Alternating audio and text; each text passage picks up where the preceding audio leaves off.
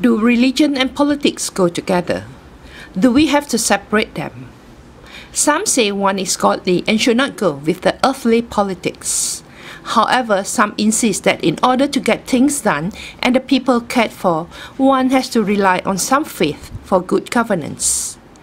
In other words, people who are religious have to be concerned about politics.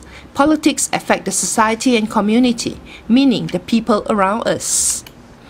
Meanwhile, to be good politicians, they need some faith and the good traits taught by all religions. Citizen journalist Chan Lilian met Dr. KJ John, who is a regular contributor to Malaysiakini. She talked to him about religion and politics. Actually, that's an older way of thinking. What we need today is what's called public theology.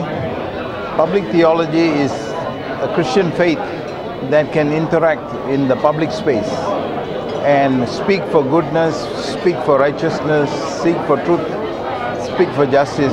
But of course, it's not just speaking. Once you start speaking, you have to live by it.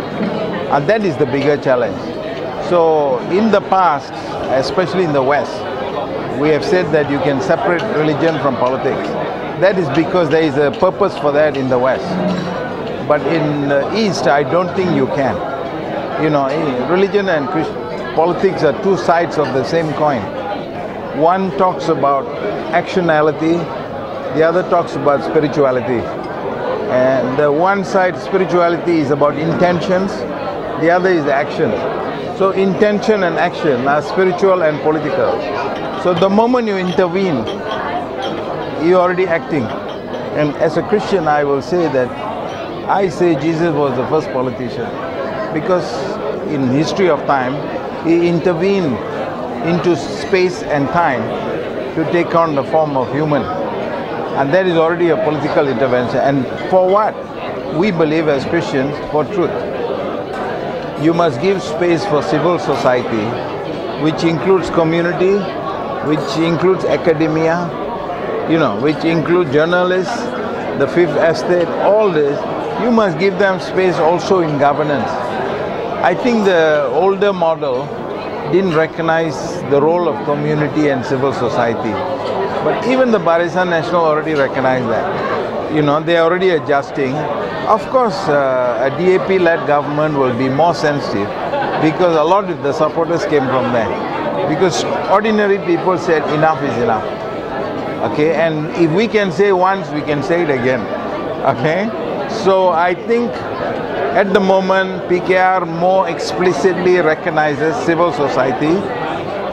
BN slowly beginning to recognize. That's why BN also start civil society movement. What is Perkasa, The civil society movement, because they say their voice is not being heard through the mainstream. Now they know what it means to be a side stream. A few weeks later, at another function, it is church meets government. All the leaders from the churches in Penang met the Chief Minister and his officials in a lunch forum. Pursuing our objective of creating a civil society.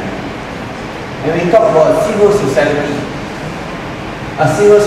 means a society without discrimination, a society which respects diversity, a society that is all inclusive and inclusive.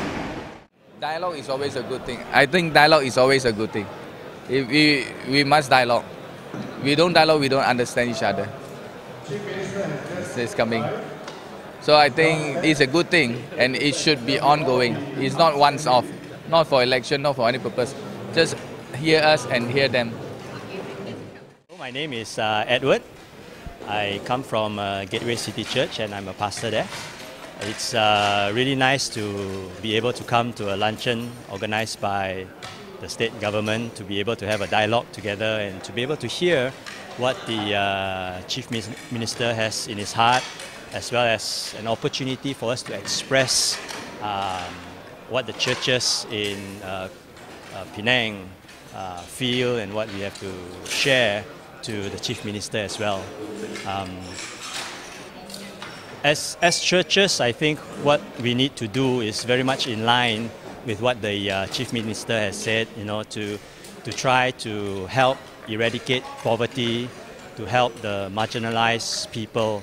And as churches in different communities, different societies, we need to do our bit in helping and serving the community. And also collectively as a church in Penang as a whole, we need to also unite together so that we can be able to impact the masses, so that we can be able to,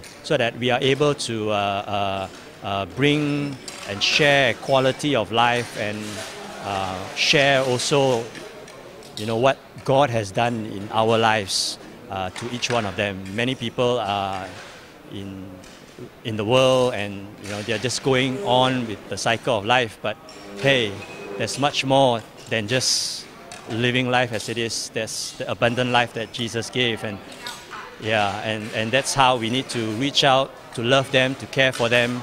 No strings attached, but just to show the love of Jesus to each one of them. And that's what I believe that churches need to do as individual churches as well as collectively as the body of Jesus Christ. Conclusion is the church do need to rely a bit on the government for help. At the same time, the politicians do need the church-goer support as it is made up of potential voters.